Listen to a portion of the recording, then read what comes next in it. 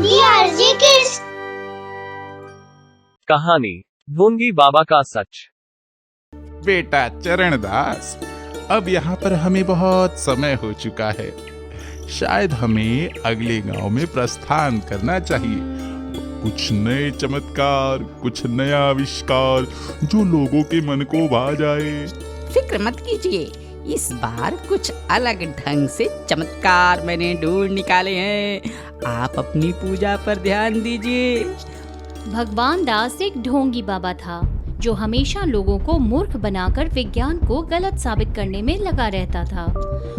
भगवान हमें शायद धर्मपुर गांव में जाना चाहिए। वहाँ हम हमारे चमत्कारों का असर अच्छे से दिखा पाएंगे। चरणदास, अगर तुमने कहा है तो जरूर यहाँ हम अपना डेरा डालेंगे, पर गांव में नहीं, गांव के बाहर, क्योंकि सही वक्त पे हमें निकलने में आसानी भी होगी। चरणदास और भगवान दास दोनों धर्मपुर गांव के बाहर एक पेड़ के नीचे अपनी झोपड़ी लगाते हैं। एक दिन चरणदास रात के समय गांव में आता है और एक किसान की गाय चुरा लेता है। किसान दूसरे दिन सुबह सुबह गांव की सरपंच रमा के पास जाता है और कहता है, रमा जी, मेरी गाय चोरी हो गई है। पता नहीं किसने चुरा ली। अब मैं दूध कैसे बेचूंगा? मेरा घर कैसे चलेगा? आप बिल्कुल चिंता मत कीजिए, भगवान पर भरोसा रखिए, आपकी गाय मिल जाएगी। हमने सुना है गांव के बाहर कोई बहुत बड़े संत बाबा आए हैं जिनके आशीर्वाद से सबका भला होता है। शायद वो आपकी कुछ मदद करें। वो उस किसान को लेकर गांव के बाहर बाबा के पास आती है और कहती है, हे बाबा, ये गरीब किसान है, इसकी गाय खो गई है। पता नहीं कौन चोरी करके ले गया। क्या आप अपना चमत्कार करके इसकी गाय लौटा सकते हैं? हरिओम हरिओम।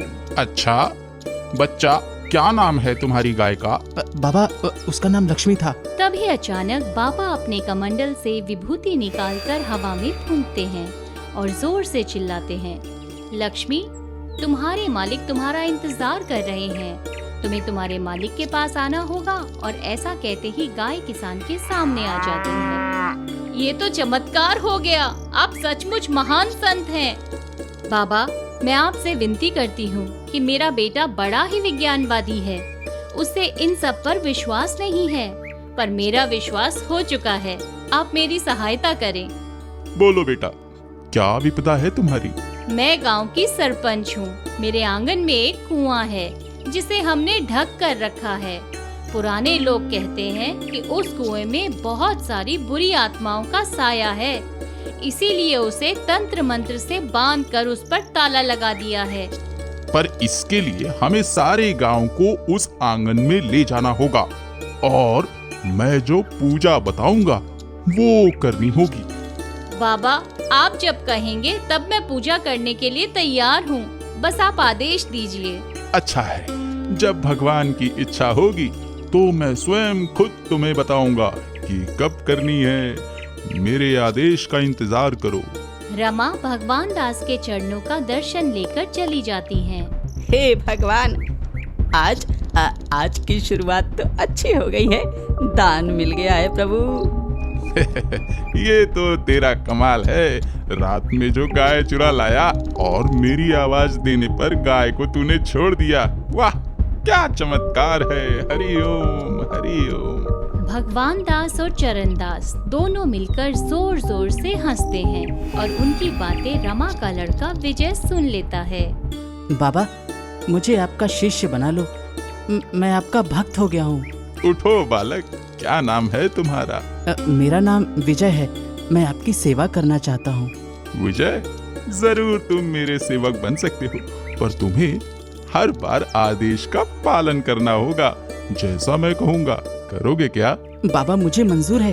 आपकी सेवा करने के लिए मैं कुछ भी कर सकता हूँ। ऐसा कहकर विजय वहाँ से चला जाता है। दूसरे दिन बड़ी सुबह जल्दी चरणदास भगवान दास को बोलता है, भगवंत, आखिर कब तक यूं छोटे मोटे हाथ मार के रहेंगे? हमें इस गांव में बड़ा हाथ मारकर अगले गांव में जाना चाहिए प्रभु। क्या सोचते हो भगवान, बोलो ना। बालक, तेरी इच्छा जरूर पूरी होगी। जल्दी ही मैं रमा को उसके घर के कुएं पर पूजा करने के लिए कहने वाला हूँ। भगवान दास और चरण दास स्नान करने नदी पर चले जाते हैं। फिर उनकी झोपड़ी पर विजय और सुनील आते हैं। विजय पेड़ पर टंगे एक माइक्रोफोन को निकाल लेता है और बाबा और चरण दास की सारी बातें एक रिकॉर्डर पर लगाकर सुनता है। जो यज्ञ करने वाले हैं उसमें जिसमें भस्म जहरीला होगा, सारे गांव वाले उसकी गंध में खो जाएंगे और धीरे धीरे धीरे सब बेहोश हो जाएंगे। सबके बेहोश होते ही हम हर घर में जाकर चोरी का माल लूट लेंगे और वहां से भाग जाएंगे। कैसी रही मेरी युक्ति? मतलब इस पूजा के दिन गांव में बहुत बड़ा कांड होने वाला है। फिर वो बाबा के आने का इंतजार करते हैं। विजय, बोलो बेटा, क्या हुआ? कैसे आना हुआ तुम्हारा? बाबा मुझे कोई कार्य बताइए, मैं आपकी सेवा करने के लिए तड़प रहा हूँ। हरिओम हरिओम।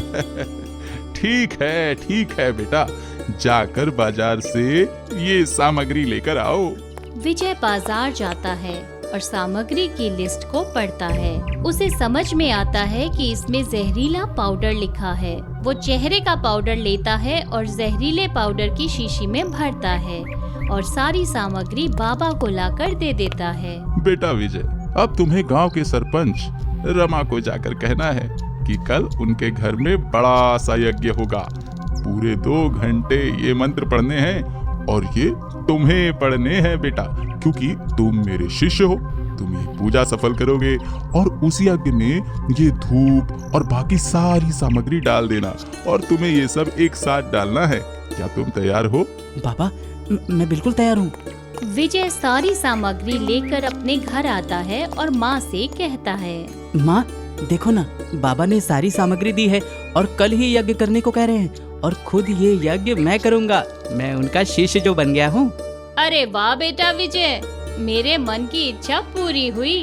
तुम बाबा को मानने लगे, खुद उनके शिष्य बन गए। मुझे बहुत आनंद हुआ। मैं अभी जाकर गांव वालों को न्योता देती हूँ। दूसरे दिन पूजा का वक्त शुरू होता है। सारे गांव वाले आंगन में जमा हो जाते हैं। विजय यज्ञ शुरू करता है और चरणदास छुप छुप कर देखता है। चरणदास जल्दी में फिर गांव के बाहर जाता है और भगवान दास से कहता है, यज्ञ शुरू हो गया है प्रभु, जल्दी से चलो, हमें बहुत सारे गांव में जाकर चोरी करनी है। अरे मूर्ख, तू ऐसे कैसे आ गया? पहले देखना चाहिए था ना कि सारे गांव के लोग बेहोश हुए कि नहीं। अरे भगवान, पहली बार आपने कोई युक्ति बताई। जब आपने उसमें बेहोशी की दवा डाली है तो बेहोश तो होंगे ही ना। भगवान दास और चरणदास गांव के अंदर आते हैं और 1-2 घर की चोरी करते हैं और फिर एक किसान के घर में घुसने वाले होते हैं। तभी अचानक गांव में रोशनी हो जाती है और सारे गांव वाले विजय और रमा के साथ बाबा के सामने आ जाते हैं। विजय, तुम यहाँ क्या कर रहे हो बेटा? मैंने तो तुम्हें यज्ञ करने के लिए कहा था और रमा जी, आपको उस यज्ञ में शामिल होना था, बल्कि सारे गांव वालों को शामिल होना था। बाबा, आपको भी तो गांव के बाहर होना चाहिए था। आप इस समय गांव में क्या कर रहे हैं? वो मेरे यज्ञ का एक भाग है। तभी विजय और सुनील बाबा और चरणदास की माइक्रोफोन की रिकॉर्डिंग टेप रिकॉर्डर पर चलाते हैं और सारे गांव वालों के सामने बाबा का सच ले आते हैं। आपने जहरीली पाउडर डाली ताकि सारे गांव वाले बेहोश हो जाएं। पर मैं एक पढ़ा लिखा इंसान हूँ बाबा, मैंने उस दवाई का नाम पढ़ लिया था। आज तुम अपने ही जाल में फंस गए हो ढोंगी बाबा। रमा और सारे गांव वाले भगवान दास और चरणदास की पिटाई करते हैं और उन्हें पुलिस के हवाले कर देते हैं। हमारी अंधश्रद्धा का बाबा फायदा उठाने चला था। तुम्हारी शिक्षा ने सारे गांव को लुटने से बचा लिया। आज पूरा गांव बर्बाद हो जाता मेरे एक यज्ञ की वजह से। रमा एक लोहे की सलिया उठाती है और कुएं का ताला तोड़ देती है। इस कुएं का पानी कभी भी कम नहीं होता, चाहे कितना भी सूखा पड़ जाए। यही इसकी सच्चाई है। यहाँ कोई भूत प्रेत आत्मा नहीं है, ये सबके लिए खुला है। इस तरह विजय की वजह से सारा गांव लुटने से बच जाता है और ढोंगी बाबा का सच सामने आता है। भक्ति इंसान के मन की भगवान के प्रति श्रद्धा है। परंतु पैसे के लालच में किए जाने वाले चमत्कार अंधश्रद्धा का गोरख धंधा है।